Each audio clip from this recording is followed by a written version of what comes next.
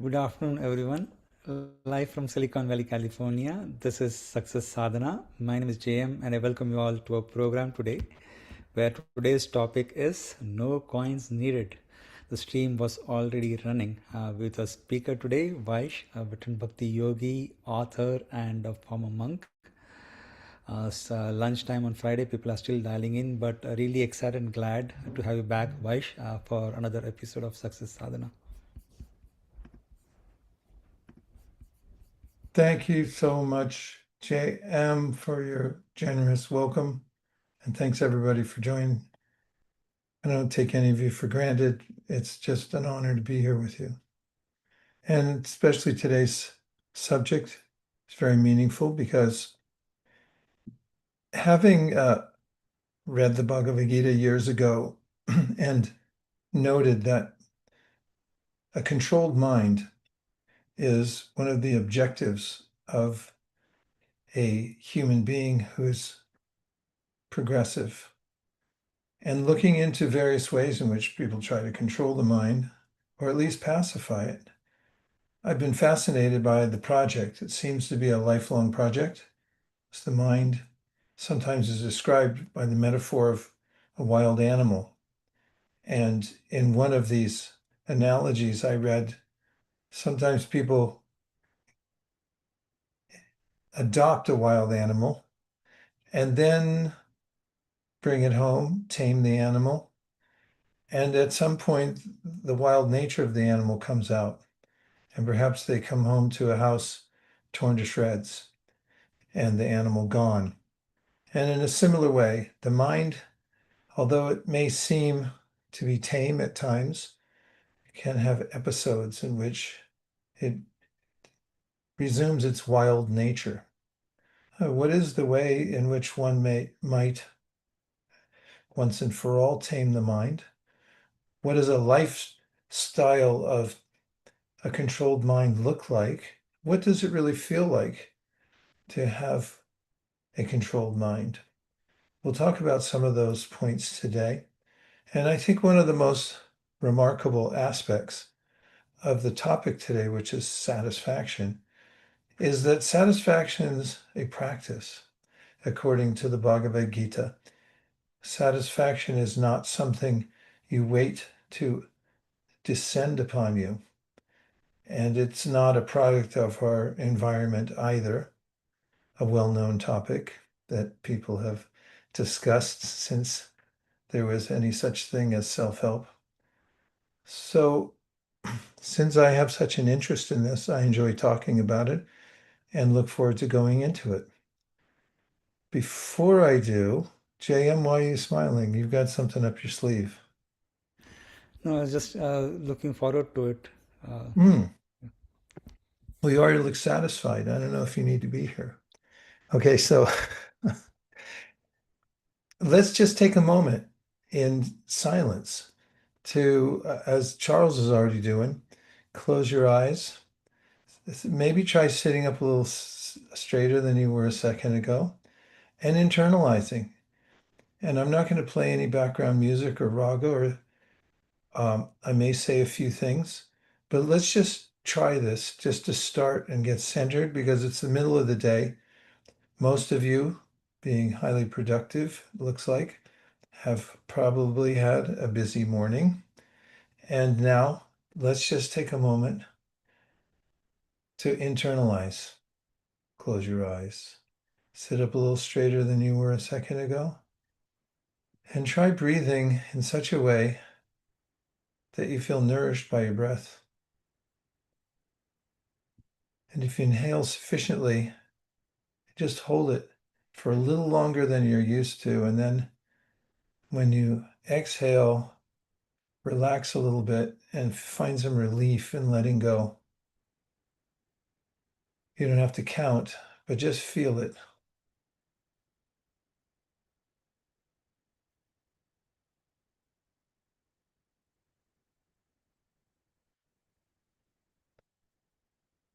And now, without much endeavor, just be an observer of what your own state of mind is right now. as if you were watching your child in a demonstration or a game or something. You've had things on your mind. See if you can find one of the things that you've been carrying in your mind for the last 3 days and just note it. Note that it's there.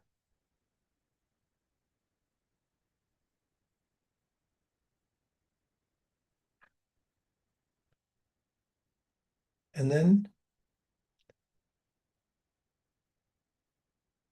think about how, if that one thing that you were carrying, something you needed to get done, something to be solved, if that wasn't there, would there be something else to replace it?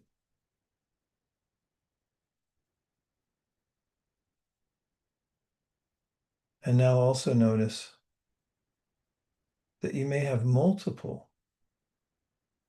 thoughts that are dominant that rotate in your mind throughout the day. And looking back on how they've been rotating, think about how they've affected you.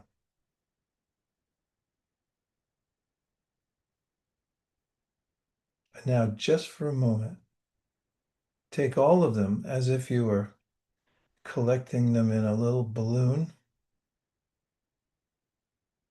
And on your next exhale, just blow them out into the environment and let them float off. Now you've got no more considerations, just a moment of free space to be yourself.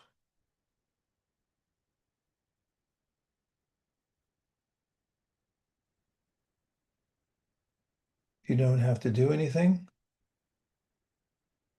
You don't have to perform. All you have to do is be.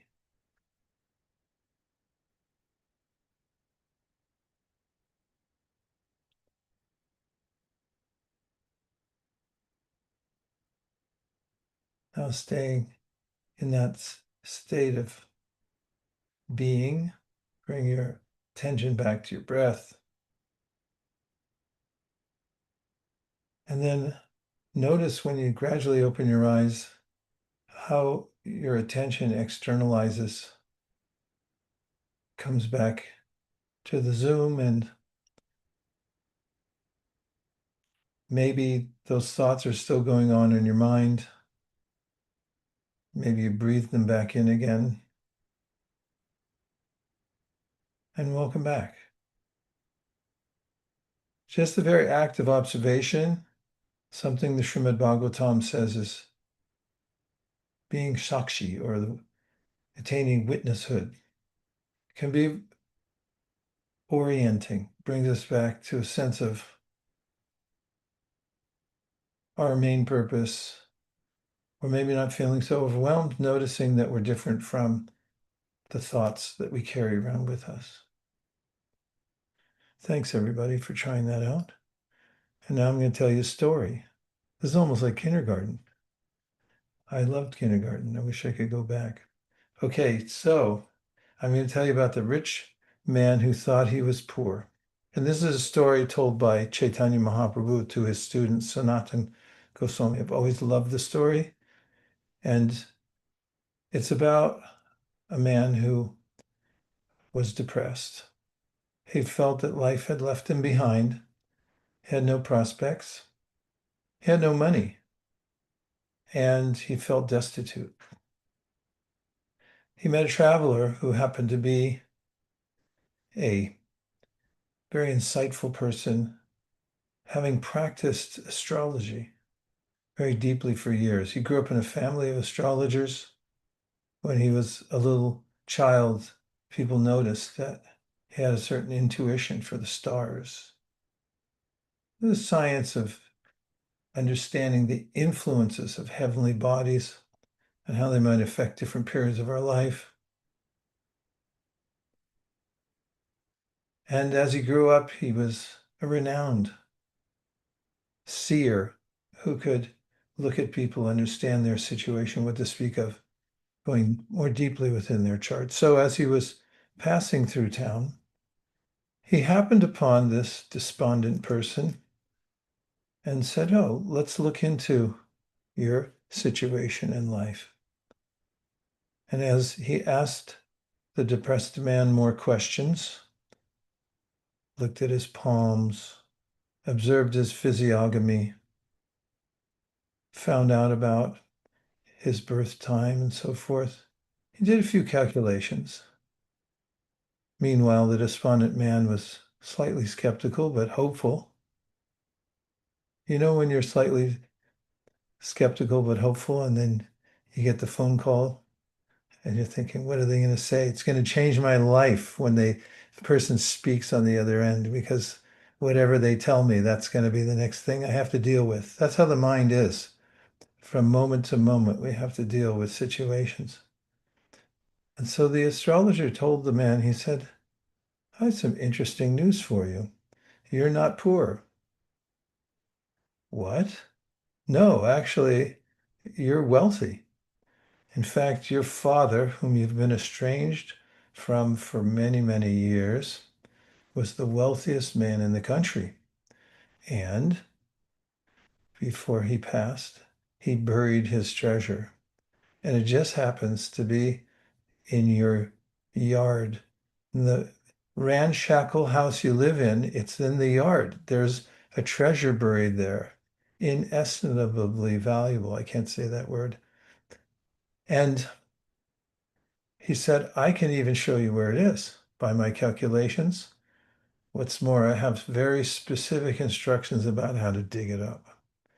Now, in the story told by Chaitanya Mahaprabhu to his disciple, Sanatana Goswami, he asked the question, how long does it take for the poor, despondent man whose mind has become depressed to suddenly feel different about his life after he hears this news that you're not poor, you're rich? So let's see if you can type in how long you think it would take that person to change his or her attitude. Instant. The definition of instant, just so you know, means happening or coming immediately, and it comes from Old French instant, being at hand, from the verb instare, from in, and at stare, to stand. In other words, it's standing right there. Let's see, less than a second, 1 second, 1 millisecond, Manu gives us. A moment, Katamrita is here. And also, Ariana said, could take some time, maybe because the man already internalized the poverty mindset. That's an interesting perspective. Well, according to Mahaprabhu, he goes with the aforementioned, before you made your statement, Ariana, he said it takes only an instant. Just to hear about it means, what? Okay, I'm in a different state of life.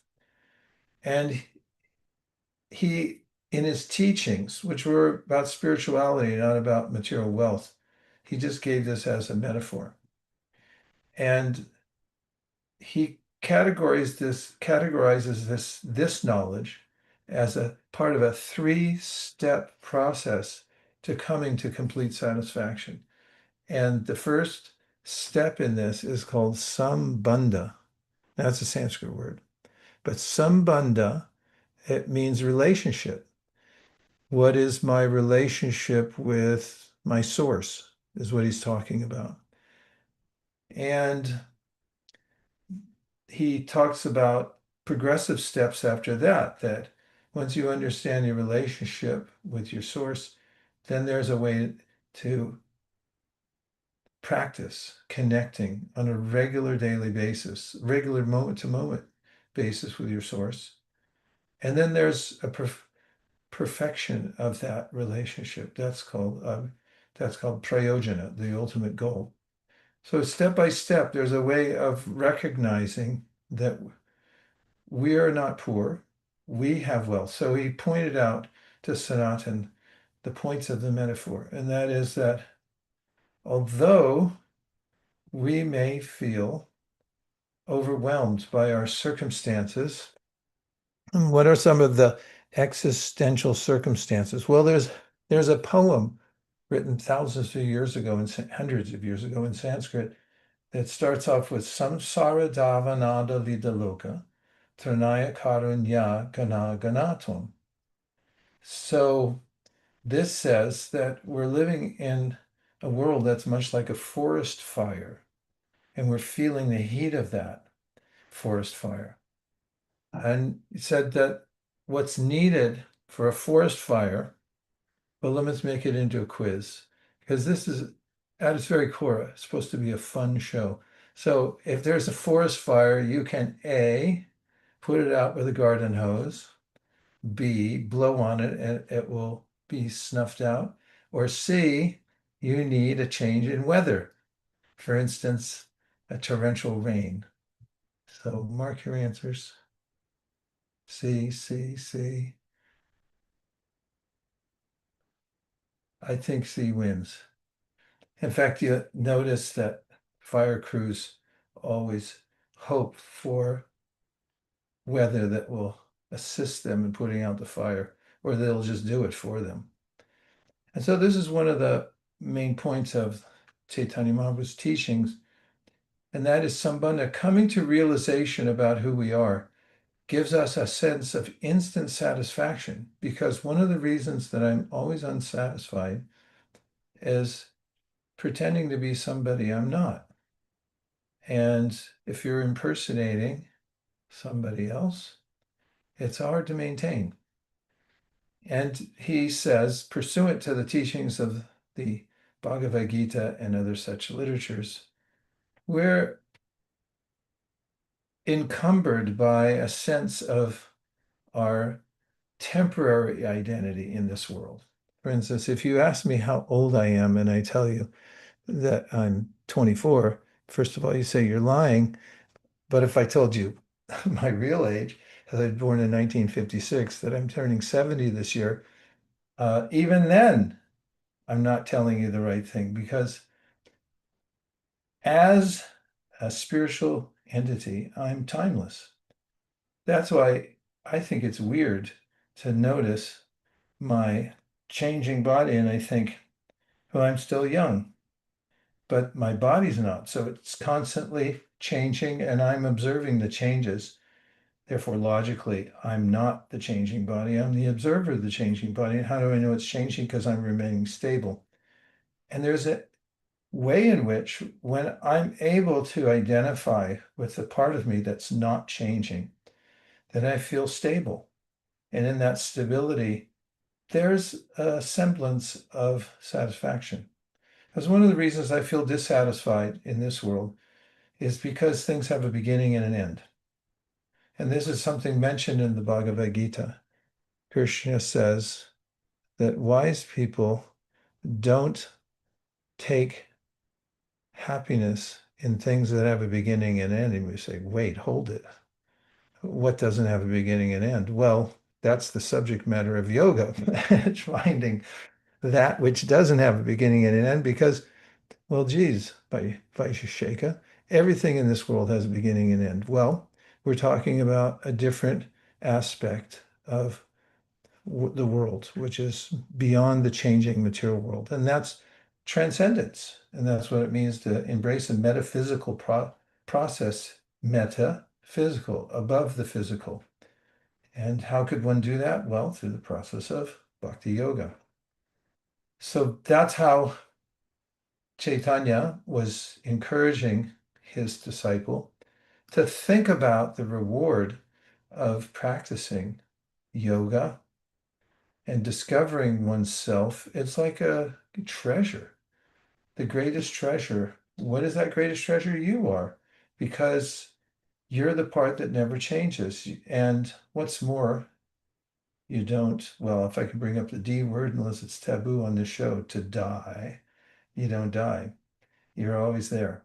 Uh, so the rich man who thought he was poor suddenly realizes that he's not poor, he's rich. And in a similar way, when we realize our real identity and our ultimate purpose in life, we'll feel enriched. So, one of the statements that's on the first slide that I love, and it's from a commentary written by my teacher from one of the books called the Sri Ishopanishad. It says, all forms of incompleteness are experienced due to incomplete knowledge of the complete whole. The idea here is that we're only seeing part of reality and we're getting the short end of it.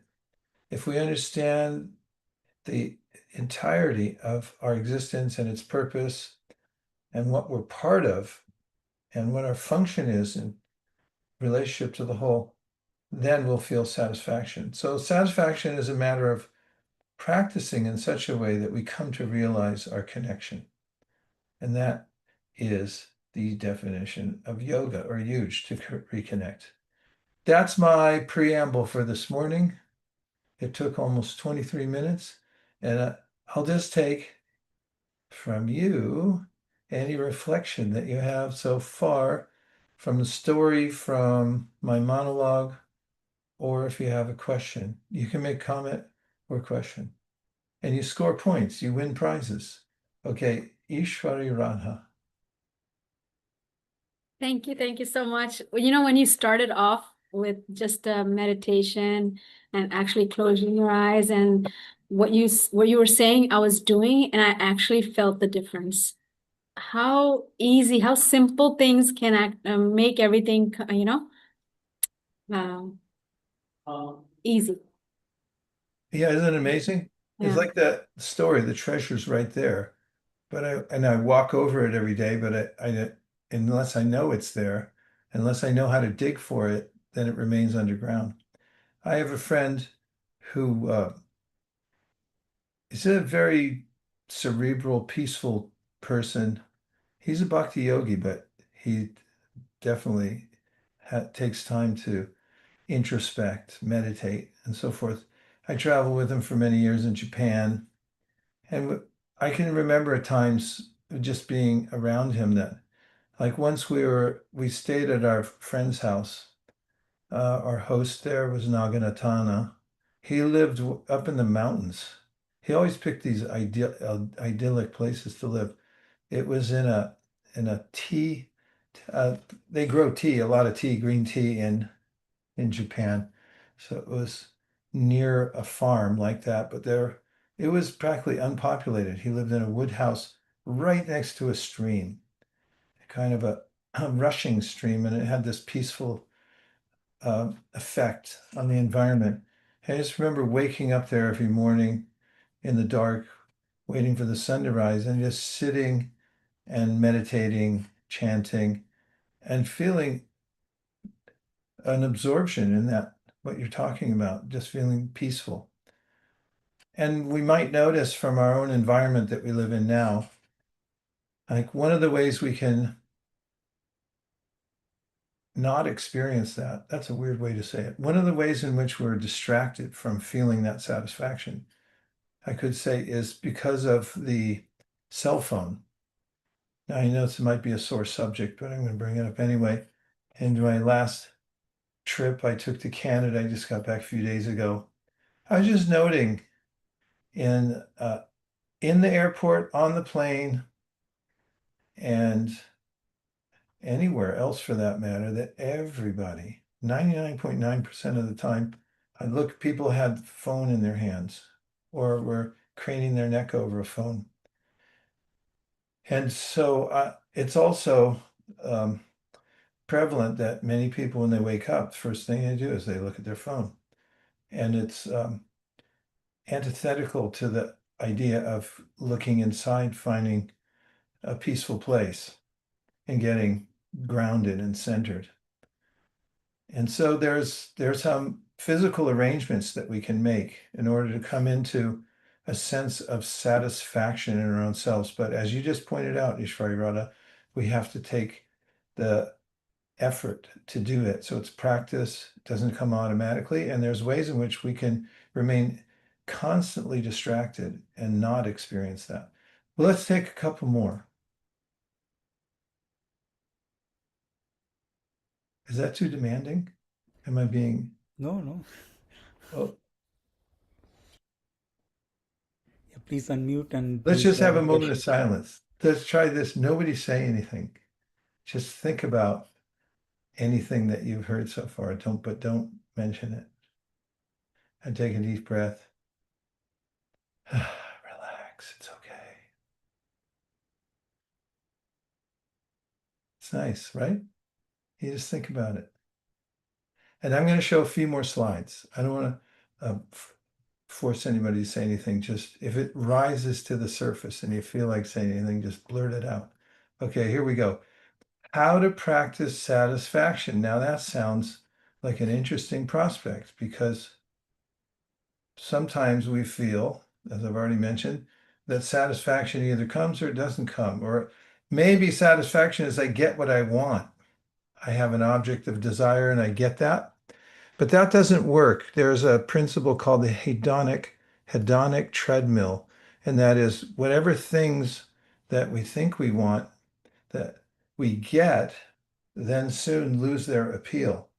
And generally, the time in which you feel most connected with them is just before you have them, because as soon as you have them, they diminish in stature because they're not things that you desire, they're things that you have. And when you have things that are just things, they become a burden.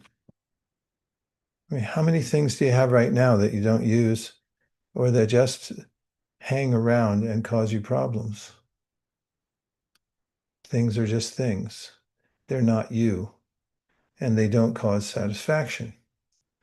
So here's a few thoughts about, in general, how to practice satisfaction.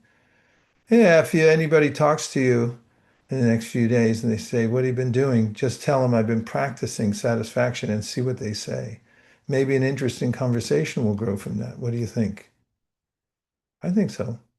So now here you go. Here I go again. Fill your mind and heart with good content.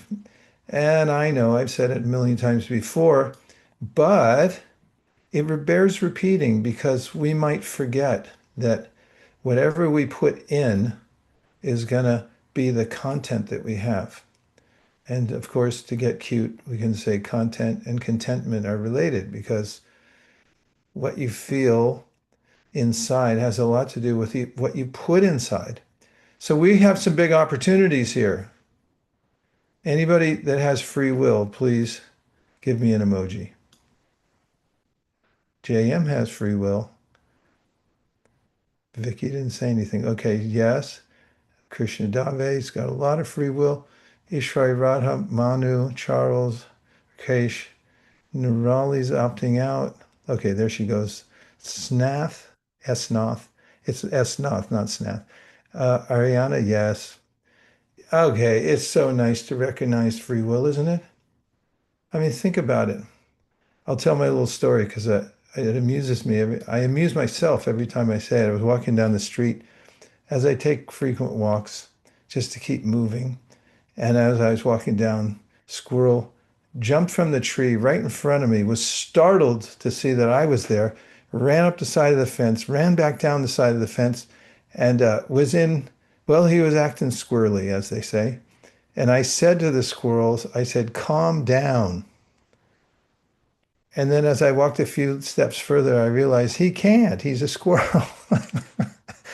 Squirrels don't calm down ever. So then I thought, I'm lucky. I'm a human. I can calm down. I have free will. I can observe what's going on. I can detach myself from it and so forth. So it's a revelation to consider. I have free will. I can make a change. I can practice something. Now, a couple things to practice. Deliberately input content that you know is high quality. What do you listen to? What do you read? Reading is very important. It's a human thing. It's miraculous that we can read, actually. And what do you see and who do you associate with? Think of these things. LRSA. LRSA. Listen, read, see, associate. And boy, how practical should I get here? Every morning when I get up, I make my bed. You'll be glad to know.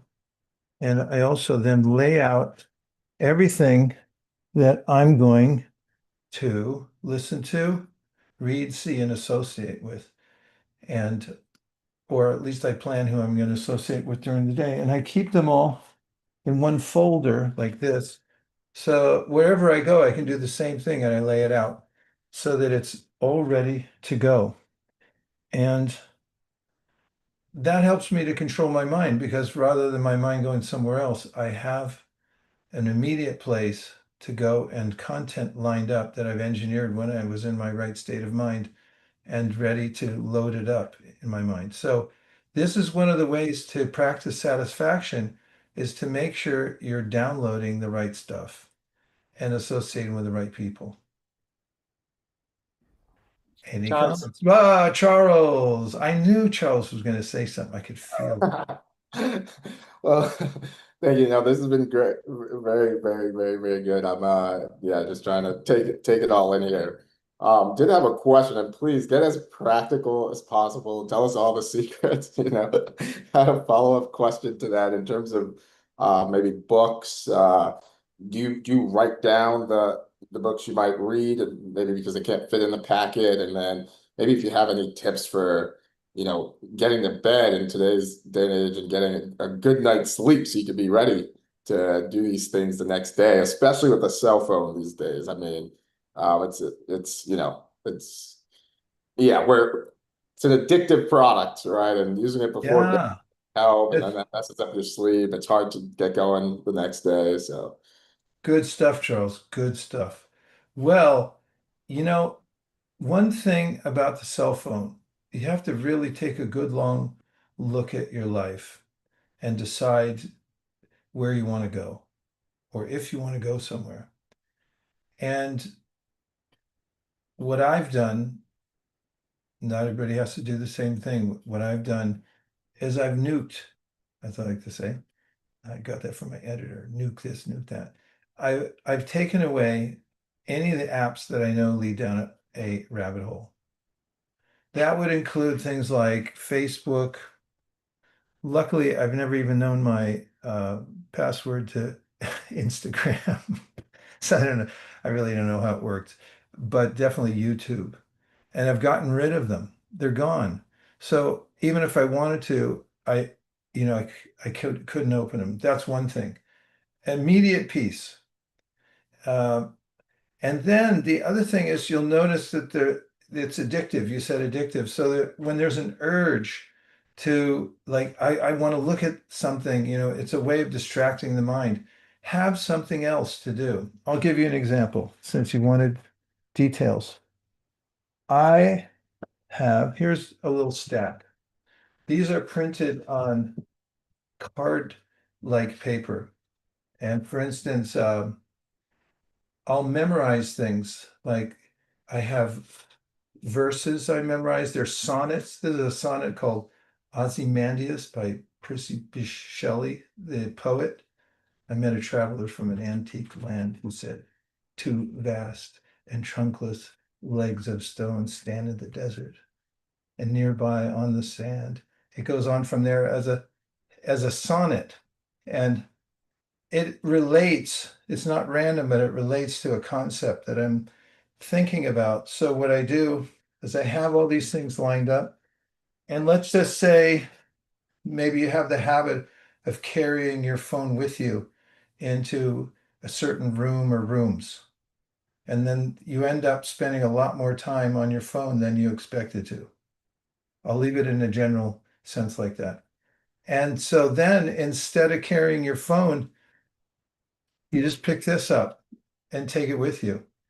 And if you absorb your mind in it, you'll find that restraint of mind to one subject instead of a million subjects that are unlimited and they keep rolling and they're deliberately engineered to keep you guessing and wanting more, you start to feel a little satisfaction and also discipline of mind. Just like if you decided to go on an exercise routine and start walking every day or trying to do a pull-up or something like that, you'd be practicing over and over again and you feel some satisfaction in making progress. It's the same with the mind. So this is the content, you have to engineer it.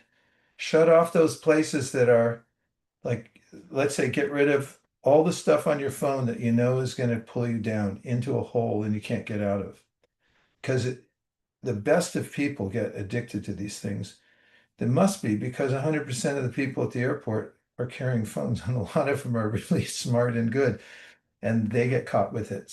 But you can distinguish yourself from that by doing that. Delete the apps. Yeah, you can do that. Or you can just put them so far down so that you have to have face recognition to get them and stuff like that. You won't even bother. And once you get into it takes you like a day or two to get into the habit, maybe three, of not doing that. You start to feel a little integrity in yourself, and you'll also notice that you have more time. What to speak of, your power of mind becomes pronounced. It training the mind, even over a few days, if you do some exercise with your mind, memorizing or meditating very carefully and bringing your mind back, it develops very quickly. Does that help, Charles? Make a plan and try it out. It's more fun as a human to do adventurous things like that than it is just to go with the flow of the phone. I don't like going with the flow for sure. So Yeah. I'm excited to give this a shot. Thank you. Yeah. It's great. We should start some, like, I don't know, that part of our 21-day program. Oh, Jamie. yes. Let's try that. Yeah, thanks for asking, Charles. I love doing that because I feel like, okay, good. I get to follow my own path now that I've woken up. In fact, before I even swing out of the bed, I engage my mind and I focus it on the matter at hand so it's not random when I wake up. And I say a prayer of gratitude before I put my feet on the ground, like, thank you for this opportunity. I remember my free will. And then I start moving one thing after another deliberately. And it feels really good. There's a sense of satisfaction that I'm staying in that zone that I planned for. Great question. Okay, Jam, I'll do a few more slides. What do you think? Sure. Okay, everybody, you don't have to ask any questions. You don't have to comment. But if anything just bubbles up, feel free. Okay, next one is about focus what is yours on what is yours to do. What do we mean by that? First of all, you have a right to act. And I'm speaking from Bhagavad Gita. But don't at all get attached to the fruit of it. Now you say, why would I do anything? Why get out of bed? I want the fruit. Well, just try this for some time. Think of like an exercise. It turns out to be very healthy exercise. I haven't done it in years, but it's called Tai Chi. You know Tai Chi? You might, like in China, when I was in China, I see a lot of people practicing in the park. They go through these graceful motions and it's being absorbed in this. And it's healthy for the mind and the body, right? See, Charles does it. And so actions, not outcomes. And one of the ways to get into this flow, it's a flow of satisfaction. And you can dive into the flow of satisfaction. It's do selfless service. Selfless service, like find somewhere to volunteer where you're not trying to get a reward, you're not trying to get in the newspaper, or you're not even making a Facebook reel so you can say, hey, here I am, I'm volunteering. Go and volunteer someplace, even in your own household, if whatever it is, and just do it for the sense of serving. Think of the word serving. I'm doing it to assist somebody else. And don't get into the reward part. Just amputate that part and leave it off, and you won't miss anything. That's the part that ruins it all, is that I want something in return. And it's like, what am I? Well, that's a good question. You are a entity that enjoys giving. And the more you learn to give and get into that flow of giving, the more you're going to sense that, oh, it's right there. That treasure is right there. It's what I do. So actions, not outcomes. Next one is influence, not worry. Focus on your circle of influence. God, I love this one so much. This is a Stephen Covey thing.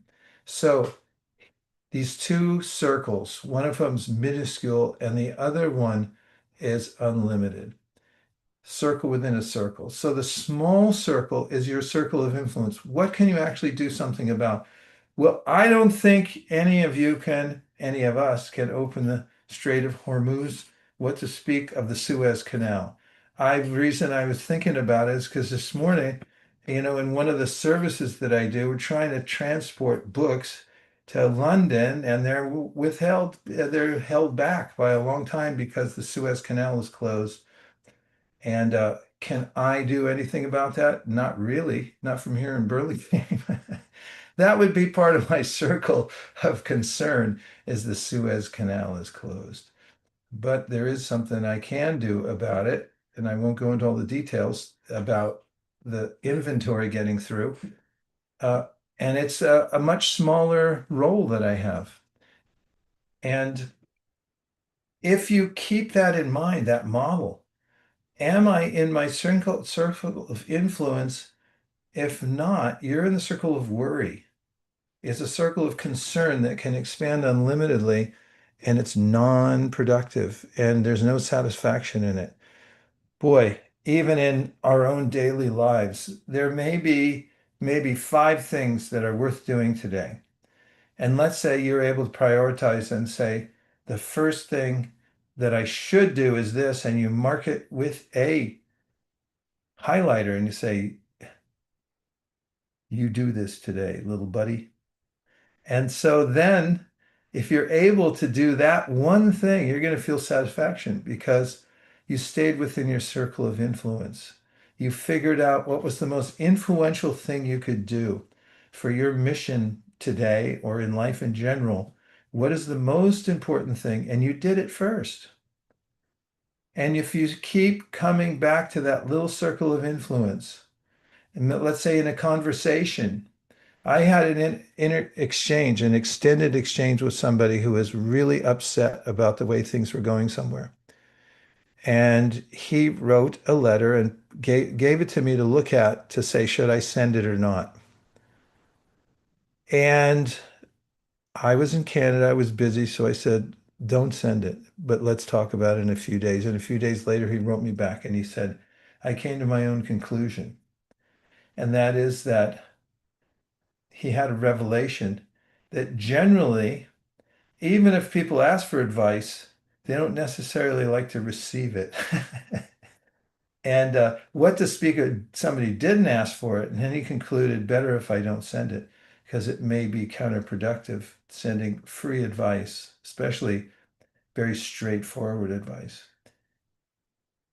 And in our interactions with people, for instance, you're having a conversation, you might come to a point of seeing, where might I have influence in this conversation that would be helpful? And if you try to interject yourself and condescend to somebody before they're actually open for it, you might not have much influence. So look for the opportunities in your life for where you have influence and stay there.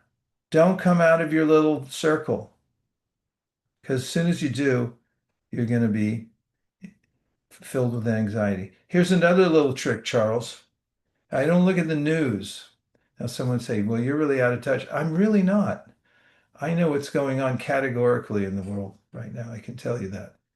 And then I also know that even without watching the news, that the things that are most impactful that I need to know will come to my attention, because someone will bring it up on the street. I'll be walking by a barber shop and someone will say, blah, blah, blah. And I go, oh, the blah, blah, blah. Now I know what's happening in the world. That's all you need to know. Unless you're an attaché and you're going somewhere and you have to be up on the economy of a particular place or something like that. Otherwise, be careful what you take in. That's why yogis sit in caves. They don't need the extra information. They're going this way, nigama, inside. So we've been trained to consume all kinds of stuff we don't need. And it's like, take more, take more, take more. And you just say, no, thank you. I'm not taking any more. I don't need it. So third one is change yourself, not others. And it's kind of related to this topic. You can't make people change. And you might notice this if you're living with other people, especially if you have family members, you can't change them. They just won't do it. But what you can do is change yourself. And when you do, you'll notice out of the corner of your eye, and don't ever mention it, but they start doing it too. And don't bring it up or they'll stop doing it. So work on yourself. And if you have criticisms for other people, then go inside first and say, are these coming because I have them and it bugs me to see them in other people? Work on yourself first. I knew a person who was a sadhu, a deep practitioner of yoga. He's passed now. He was elderly. When I heard him say this, but he said, when people asked him, what is your religion or your philosophy? He said, I try to find the faults in myself and I correct them. That's my whole philosophy. And so if you get in that zone, it's exciting because you can actually do something about it. If you don't acknowledge your faults and you just let them fester, then there's a cognitive dissonance in your life. But if you sort them out and you say, one way or another, I'm going to learn how to improve in these different areas, try to improve yourself, then you'll feel satisfaction because you're working on yourself. Okay, let's take an interval, see if anything percolated, if it rose to the level. Rakesh, thank you. Very good. Hare Krishna, Guru Maharaj. Very nice India, to. are you in Indiana? Yes. Okay, go Hoosiers. Go ahead. Thank you.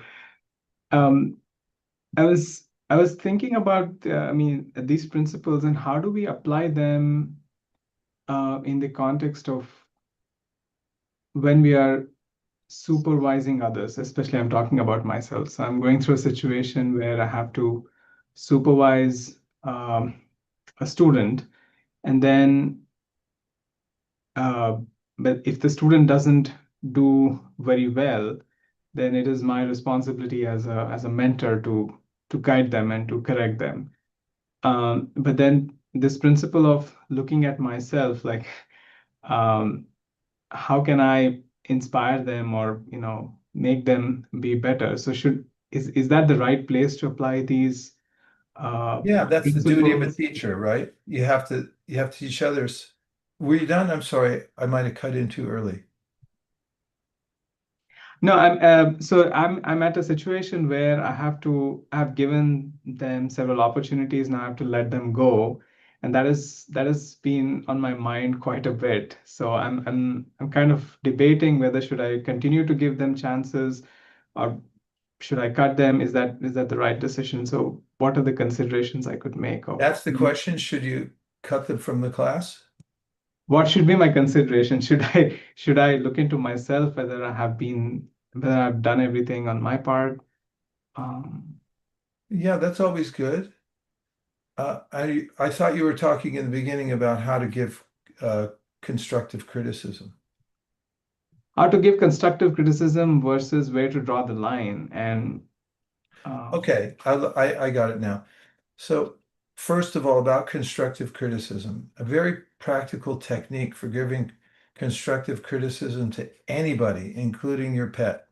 First thing is it's a sandwich. You have to give them a sandwich, not an open face sandwich, but sandwich with two pieces of bread, and hopefully gluten free. I don't know. Two pieces of bread. So the way the sandwich works is you first find something redeeming, a good quality about them, and mention it. Then you give the constructive criticism, and on the other side of the sandwich, you close with a an accolade, something you can appreciate about what they're doing right. And I just find this so practical because it's really hard to take criticism. And so, unless somebody's so sincere, they're just so open, and that's their mode, and that's very rare. So, put it in those terms. Now, in terms of those who are coming to you for guidance in any topic, then you have to have some gauge of sincerity. If somebody's cynical, they're deliberately not cooperating, they're insincere about the prospect, they may be better placed somewhere else. And so, a teacher, according to the Vedic system, is supposed to look for sincerity. And a person who wants to learn is supposed to come with a very open heart. And when you match those two together, then you get a very fertile ground for learning. So somebody's insincere, although it doesn't matter how complex their situation is, if they're sincere, they're going to come out of it. They're going to rise in due course of time. But if they're insincere or they have their own agenda and they're trying to push back on you, not to learn something deeper, but just to be problematic and they're addicted to it, then you might consider giving them a timeout. That's a euphemism for getting rid of them. No, you never get rid of anybody, but give them a timeout. And there's a story about this, about in a practice, a spiritual practice. It comes in context of mantra meditation. So one of the great teachers talked about how if you are practicing and you're not paying attention and you're really not applying yourself, then you may lose your taste for it. And he compared it to uh, a shopkeeper who has an employee who keeps coming late to work over and over again, chronically late, even after being advised to please come on time. I need you when it opens. So finally, this employee comes late one too many times, and the employer has locked the door. And the hapless employee knocks on the door, says, let me in, boss. And he said, go away. You're not a worthy employee. And after the person cries and goes away and then comes back crawling to the door, maybe open it up again. But if you make it too easy and you give access to people who are taking it for granted and just are insincere, then you degrade your own quality of teaching. Okay. Okay, Manu, please go ahead. Yeah, I think such a wonderful presentation, and happy to have you back. So I was just reflecting on this week a lot about my mother, because like 10 years back she left, and actually the same point was striking me, what you mentioned about selfless service. I was also thinking about her, because how the relationship of a mother, it's not that anyone is noticing her or appreciating her, but then it's the service, like the it's very selfless. So, and then I think adding that to our lives, because always we are like, what's in it for me, like we are living, I mean, until I had my own daughter, I couldn't understand or comprehend this aspect of selfless giving. Yeah, so it was Such a good example. Yeah, because that looks at another side of it when you're giving uh, to your offspring, and in certain cases, it's all take on their side. There is a time during which I notice with parents that there's a cognitive point at which the child recognizes the contribution of the parent and says, you know what you've done for me. It could make it all worth it at that point. Of course, sometimes that doesn't happen till they're 40, but you got to wait. Well, do you feel satisfaction when you're giving this selfless service to your daughter? yes. Hmm. Well, proof positive. I have one last slide, And it relates to a revelation I had when I was on a break. I go to this botanical garden that's way up north, and the bridge looks very similar. There's a little placard, a brass placard on the railing, right where that person's hand would have been, that says no coins needed to operate stream. Because a lot of times people go to these streams or idyllic pools of water and they throw coins in because there's some superstition about good luck or something like that, make a wish. And it actually contaminates the water. So in any case, they put that up there in sort of a tongue-in-cheek, humorous way. But I was thinking of it in terms of how there's nothing extra needed for us to be satisfied except to notice who we already are. You don't have to add anything. You just have to uncover what your nature is. And one of the best ways to do that, or the best way, is to get in touch with yourself through mantra meditation. The repetition of the mantra and taking some time for yourself every day to notice yourself noticing the mantra. Experience a little benign discomfort as you're sitting there and your mind is thinking, I want to go somewhere else. Just say, stay for a while. And if you can come into a flow of hearing the mantra and feeling satisfied, even for 1 second, you'll realize, oh, it's there. I don't have to add any supplements to this. I just need to be myself. And that's Sambandha Gyan.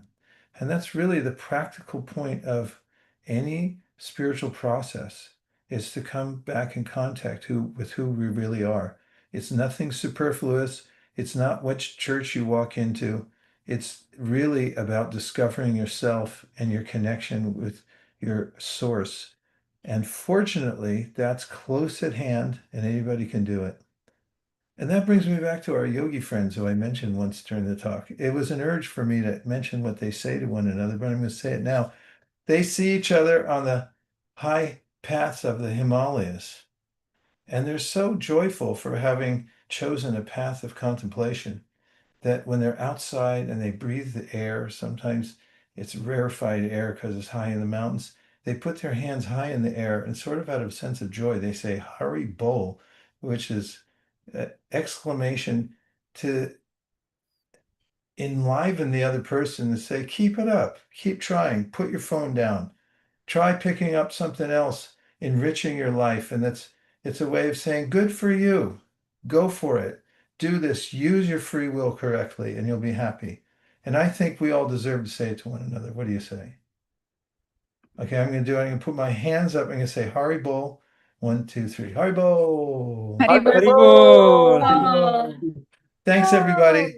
Fantastic. Keep up the great work. I look forward to seeing you all soon.